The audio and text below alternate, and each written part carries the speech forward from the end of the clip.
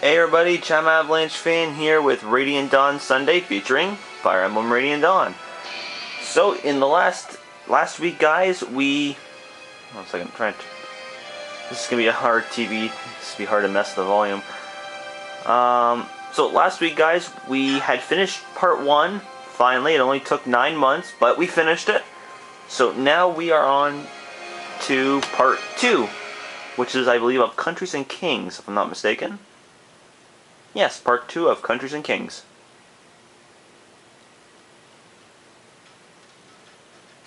So I'm going to let this go on and I'll shut up here for a second.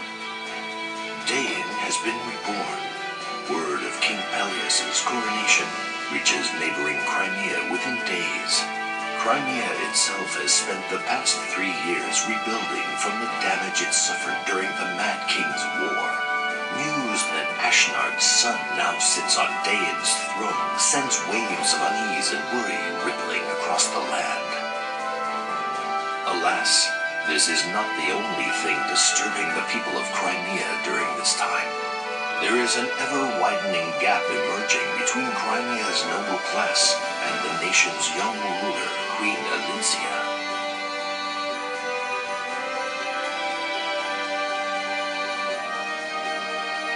Crimea lost its king during the Dain invasion, and Olympia is still an inexperienced ruler. What's more, her very existence was a secret from the public, and so she came unexpectedly to her succession. Many of Crimea's noble houses raised their voices in protest against her rule. Olyncia's desire for a long-lasting peace has driven her to strengthen Crimea's ties with the Laguz nation of Gallia, and to renounce Crimea's claim to rule over a defeated Dain. Her political moderation is seen as a sign of weakness among her critics. Ike, the young hero who led Crimea to victory in the Mad King's War, was granted a peerage for his heroism and bravery. The elevation of a common mercenary to the nobility, however, widened the rift between the aristocracy and the queen yet further. Perhaps to avoid becoming mired in these power struggles, Ike renounced his peerage and took his leave of the court. Yet Ike's actions did little to placate the nobility. They continued to criticize the queen's every decision and lay squarely at her feet the blame for all of Crimea's woes. Okay, so this part here, instead of focusing in Dain, this is all Crimea now. So basically what happened was Queen Olympia didn't want to take over Dain, and now the senators are upset. So you have acknowledged Peleus as the newly crowned king of Dain. Your Majesty, this is beyond pale. I have not forgotten our war with Dain. 3 years is not so long as that, but do not forget, if we allow hatred to rule our hearts, we become prisoners of our past. A lasting peace serves both nations. Bravo, Your Majesty. Well spoken indeed. Your words paint a picture of idealism rarely seen here at court. However, and I beg your forgiveness, it is quite apparent your grasp of politics remain childishly naive. Abandon rule over Dain? Then reconciling with our most hated enemy? This will not do. The people will soon take their discontent to the streets. What's more, why choose Bastion, the Count of Faerie, as your envoy? His skills in court are vital to Crimea. To send away such a key figure, tell me, Your Highness, how exactly do you plan to rule without him? The Count of Faerie gladly volunteered as a delegate. Her Majesty's decision was only... Lady Lucia, still your tongue. You are not Her Majesty. Do not presume to speak for her. Yes, Lady Lucia, please refrain from speaking if you have not been directly addressed. Your familiarity with the Queen does not grant you a seat in the Royal Assembly. Although you may have been raised as a sister to Her Majesty the Queen, kindly remember your place. You have my apologies. And you, General Joffrey, does your loyalty to Her Majesty stem only from your unchecked emotions? Those are the taste for gossip or talking. I wonder how have you heard what the help is saying about you? What? Joffrey? At any rate, growing discontent has brought the royal family of Crimea to a crossroad of sorts. Your Highness, this is all on you. Indeed, Your Majesty, whatever do you intend to do? Alright, so basically the senators, they're getting on Olympia's case. They're trying to blame her for everything, and they're putting pressure on her. Queen Olympia!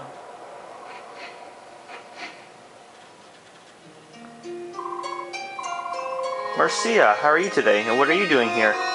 Lucia told me about those no-good Nick Nobles and their chest-beating contest, so I thought you could use some cheering up. You weren't in your chambers or the garden, so I guess you'd be out here. Forgive me, I need some time to think. I'm sorry to trouble you. Not at all. After everything you've done for me, it's the least I could do. It was nice of you to hire me as a royal knight, but hiring my sponge-brained, spine-deprived brother might qualify you for sainthood. Even so, I'm afraid I also caused you a great number of hardships. Huh? Oh, the grief I'm getting from the nobles? It's nothing, I can handle it. If you think your country has suffered shirt windbags for aristocracy, you should see Benyon's. When I was at Pegasus Night there, they had a new Senegan every week. After that, the Crimean crybabies are no big deal. No, it's my fault, and I'm sorry. I'm so new at all this. Even you are affected by my blunders. Sometimes I think maybe I just don't have what it takes to be a queen. That's so not true, Queen Olympia. Anyone can strut around in a queen hat and say she's a ruler, but you always put your people first. Look, it's not that you're doing a bad job, it's just everyone's on edge lately with Dane getting a new king and all. People are worried that Dane will start another war like the one 3 years ago, and they're taking it out on you. Just don't let these peacock-wearing nobles bug you, and remember that you don't have to go it alone. You got friends everywhere. Thank you, Mencia. Your kind words have lifted my spirits. That's right, I'm not alone. I must be strong for the sake of our people, as the protector of our homeland. Whew, what a mouthful.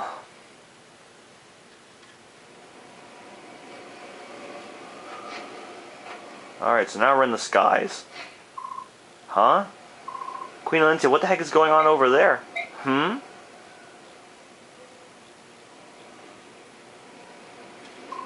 Hey, it's Neolucci.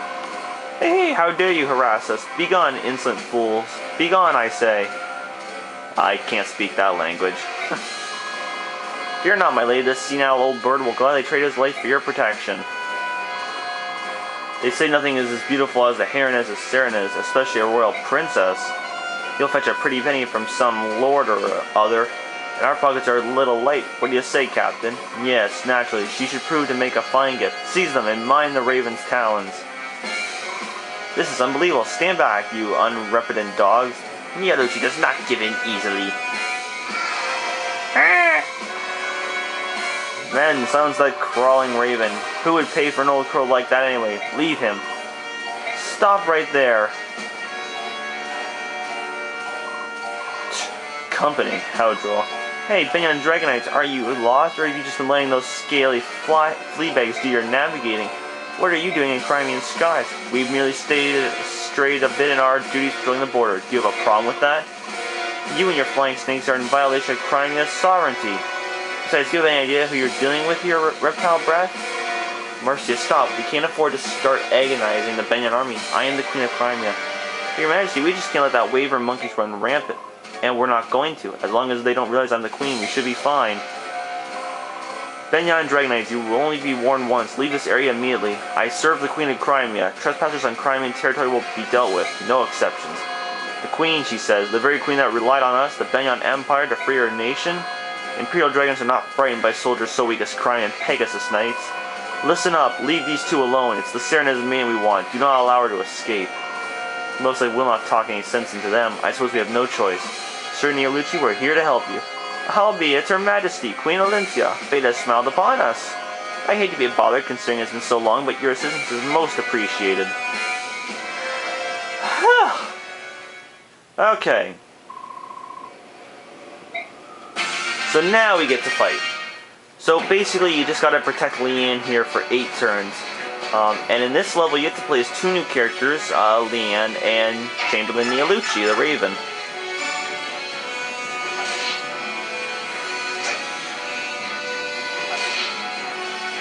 So hopefully I can get through most of this. I guarantee I'm not going to get through the whole thing in 8 turns, but see how far we get.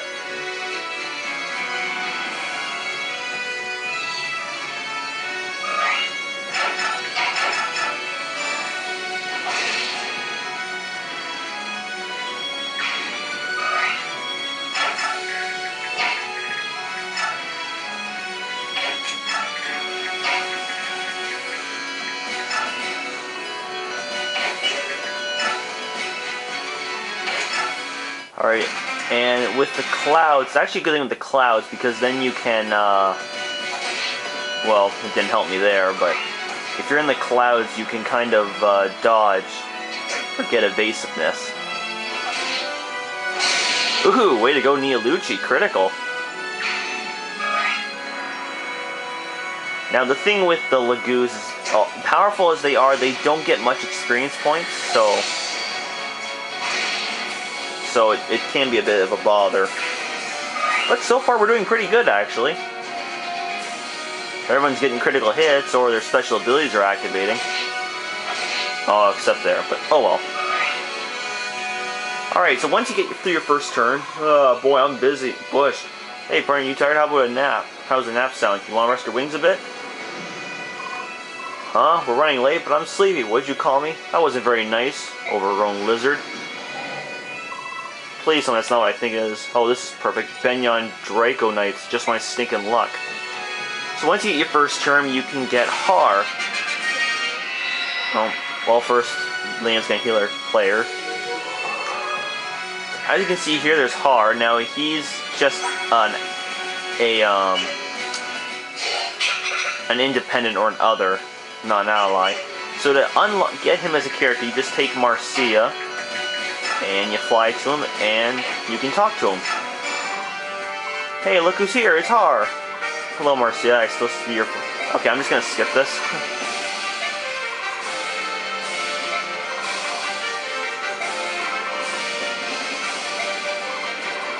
So basically, Mencia's just kind of yelling at Har here.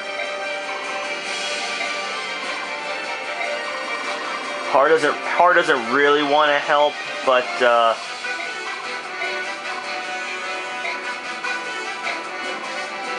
Mencia kind of plays the Jill card, because Har does care about Jill, and she kind of mentions her. So Mencia kind of gets him in the fight. So once Mencia talks to Har, you can play as Har now, which is a very good character in this level specifically. And I consider using Har. He is a good character. Mencia I won't use. She's not totally good. Yeah, pretty much just Har is the only character I'll be using. But all the characters are good here, so it's not totally bad. But we are doing very good, actually.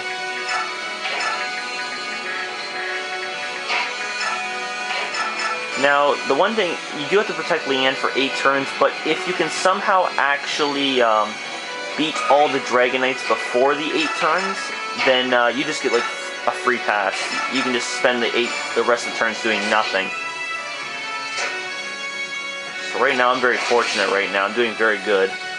So I think I'll let this one turn pass by, and then I'll call it a turn after, or end the video here. Oh, hand axe, not good. Is that it, or... Oh, he's still going. Alright, we're just gonna save it here, guys. Don't worry, still more to come. So I'll see you in the next episode of Fire Emblem Radiant Dawn here on Radiant Dawn Sunday.